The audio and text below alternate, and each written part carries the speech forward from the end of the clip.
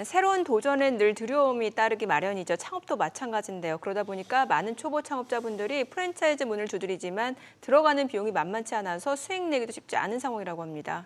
그렇다면 요즘 같은 불경기에 어떤 창업 방법을 선택하는 게 좋을까요? 네, 지금 눈여겨볼 만한 전수 창업에 대해 김상훈 대표님 모시고 자세히 알아보도록 하겠습니다. 어서 오세요, 어서 대표님. 오세요. 예, 안녕하세요. 예, 오늘 준비하신 내용이 전수 창업, 뭘 전수한다 이런 전수죠. 그렇죠. 예, 그러면 요 한번 좀 개념을 한번 잡아주시죠. 예, 우리가 창업법 그러면 우리는 누구나 프랜차이즈 창업, 가맹점을 하는 건 누구나 네. 알고 있는 방법이고요. 아니면 뭐 대를 이어서 집안의 사업입니다. 이거는 늘 봐왔던 거기 때문에 이렇게 진행을 할 수 있는 반면 전수 창업은 프랜차이즈 사업과 독립점의 한 중간 정도 개념이라고 보시면 될 것 같고요. 예. 쉽게 얘기하면 창업자가 좀 성공적으로 창업 시장에 안착할 수 있는 좀 실속 창업법이다라는 생각이 들고요. 쉽게 얘기하면 시장 상권에서 사업성이 검증된 매장, 네. 이를테면 저는 이게 엄마 점포다, 모 점포다 이렇게 얘기하는데요.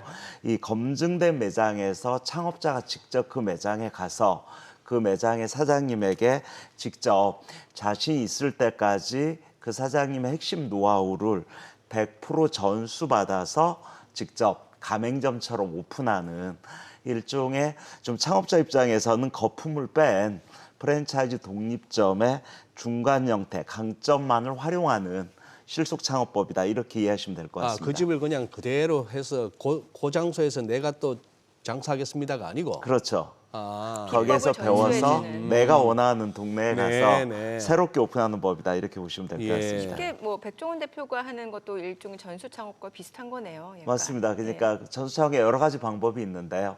그런 선수 창업자가 직접 가서 알려주는 방법도 있고 내가 직접 그 매장에 가서 네네. 배워와서 새로운 상권에서 오픈하는 이렇게 이해하시면 될 것 같습니다. 요즘 경기 안 좋다는 얘기 많아서 실제로 그 음식점 창업하시는 분들은 굉장히 어렵다고 하시는데 분위기가 어때요? 요즘 보면 뭐 늘 어렵다 하는 얘기는 다 아실 텐데 네. 오히려 어려울수록 좀 기회 요인은 많은 거 아닌가 이런 측면도 있고요. 최근에 프랜차이즈 박람회장 같은 데 보면 예. 이 창업 예정자 이를테면 잠재적 창업자들은 엄청 많이 늘고 있다. 네. 그래서 너나 없이 뭐 신박한 괜찮은 이런 좀 아이템 없나 이렇게 좀 찾아다니는 분들 상당히 많고요. 네. 단지 기존 창업자들이 어떻게 보면 계획했던 만큼 성과가 안 나오는 분들이 많기 때문에 예. 요즘 좀 시장에 가보면 간판이라도 한번 바꿔 달아볼까? 이런 컨셉을 한번 바꿔서 새롭게 재오픈을 한번 해볼까? 아니면 마케팅을 좀 어떻게 강화를 해볼까? 뭐 이런 것을 고민하는 신규 창업자들 상당히 좀 많이 늘고 있는, 오히려 전체적으로 본다면 상권 분위기는 요즘 아직도 뭐 권리금이나 이런 부분이 코로나 전까지 완전하게 그 전으로 회복된 건 아니기 때문에 오히려 상권에 나가면 예전에는 비싼 가게들이 오히려 최소 비용으로 직접 점포를 계약해서 오픈할 수 있는 이런 기회 요인들은 더 좀 커지고 있다라는 생각도 듭니다. 네. 좀 전에 대표님께서 그 전수 창업을 설명을 해주셨는데, 예. 그럼 그거 하고 예. 우리가 알고 있는 그 프랜차이즈 하고 예. 조금 더 그 차이점을 조금 더 설명해 주시고, 지금 요즘 들어서 갑자기 프랜차이즈보다 전수 창업 쪽으로 사람들이 좀 더 관심이 쏠리는 이유도 있을 거 아닙니까? 맞습니다. 저는 요즘 창업자들도 불황기일수록 예. 많은 돈을 투자하기가 힘들다. 네. 그래서 최소 비용으로 오픈하는 방법이 없을까? 이거 고민하고요. 예. 두 번째, 우리나라 프랜차이즈 브랜드가 공정위에 등록된 12,000개의 브랜드가 있습니다만 프랜차이즈 가맹점을 창업을 했다고 해도 주변에서 보면 거의 2, 3년을 버티지 못하고 문 닫는 가게들을 많이 본 거예요.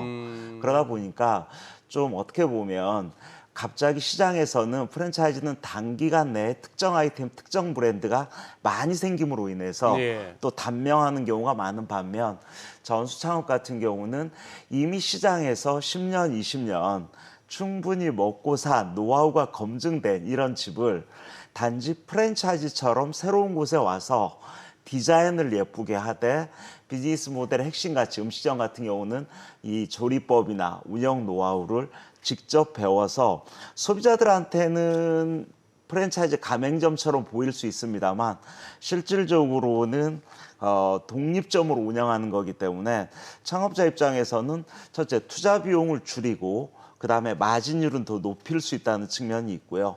또 하나 어떻게 보면 비즈니스 모델의 핵심 가치가 프랜차이즈 모델은 본사에 있는 거죠. 소스나 이런 거를 직접 납품받아야 되니까. 네. 하지만 전수 창업 같은 경우는 직접 배우기 때문에 내가 모든 노하우를 알고 있기 때문에 어떻게 보면 이 사업의 핵심 가치를 창업자가 내가 갖는 창업법이다. 이렇게 하시면 될 것 아니 같아요. 프랜차이즈는 어떻게 해서 그 점포 점주들한테 수익을 챙기는지는 알겠는데 예, 예. 그럼 전수 창업의 경우 그냥 가르쳐 주지는 않을 거 아닙니까? 맞습니다. 전수 네. 창업은 당연히 전수를 해주시는 분이 있고요. 예. 그다음에 똑같이 창업 예정자가 있고 예. 그 가운데서 본사 역할을 해줄 수 있는 전문가 집단도 필요합니다. 그러다 보니까 첫째 모점포 같은 경우는 나의 노하우를 쭉 알려줌으로 인해서 네. 단지 수업료를 내라 이런 건 있죠. 이를테면 그러니까 수업료를 낸다는 게 전수 비용을 내야 되는 예. 거죠.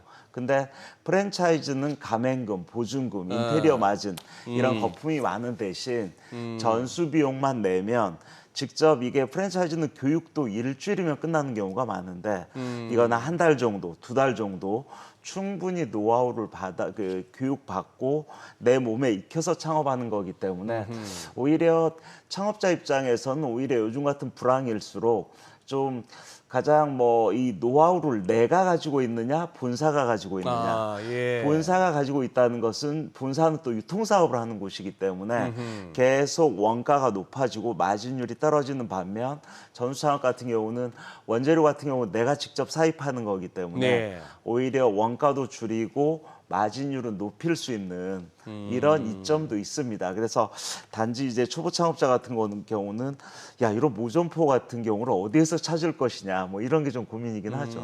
지금 화면에 나오니까 이제 체인점하고 독립적으로 이제 창업을 하는 경우 전수 창업 이렇게 예, 비교가 예. 되어 있는데 예. 이거 좀 설명해 주시면서 이게 전수 창업은 그럼 어떤 분들이 좀 적합한지 이것까지 좀 알려주세요. 맞습니다. 지금 화면에 나오는 것처럼 외식업, 판매 서비스업 어느 업종이나 가능합니다만 전수창업은 외식업종에서 가장 활발하게 그렇겠죠. 시도가 예. 되고 있습니다. 그러다 보니까 첫째 이 소비자 입장에서 맛이라는 가치로 보면 체인점 같은 경우는 본사에서 소스를 공급하는 맛이고 제가 볼 때는 전수창업 같은 경우는 검증된 이미 맛집으로 소문난 집에서 그 맛을 전수받는 거기 때문에 오히려 소비자들에게 맛집으로 자리매김할 수 있는 측면도 있고요. 투자 비용 면에서는 프랜차이즈보다는 한 30% 정도는 훨씬 저렴하게 오픈할 수 있는 이런 강점이 있고요.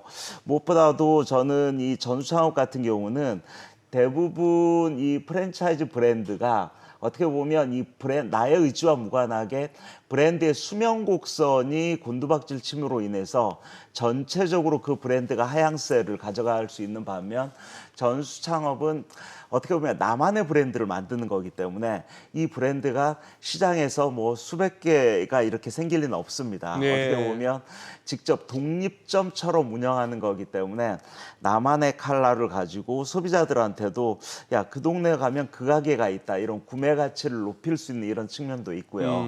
그래서 저는 이 창업 시장에서는 요즘같이 불황일수록 야, 창업법이 꼭 프랜차이즈 창업법만 있는 게 아니다. 좀 이런 부분 잘 좀 이렇게 인지하셨으면 좋겠다. 이런 생각이 듭니다. 이제 방법론인데 예, 예. 아니 소문난 맛집이 됐거나 아니면 자기가 직접 먹어보니까 야 이거 해볼 만하다 싶어서 예, 예.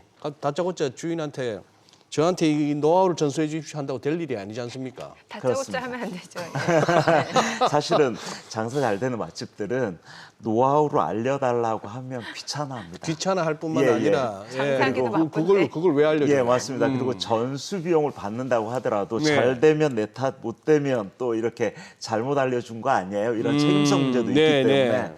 그래서 사실은 이 전수 창업의 구체적인 방법론을 보면 네. 전수 창업 예정자와 그 다음에 노하우를 알려주는 사람, 네. 그 다음에 전문가 집단의 역할과 책임을 분명하게 명시한 이런 하나의 전수창업 약정서를 작성하는 게 상당히 중요하다는 생각이 드는데요. 약정서. 제가 볼 때는 이 3자 간의 약정서를 진행하는 데 있어서 예. 특히 모점포 같은 경우는 이게 전수장사를 한다 이건 아니지만 그래도 나의 노하우를 요즘 자식들도 배우려고 하지 않는 경우가 많거든요.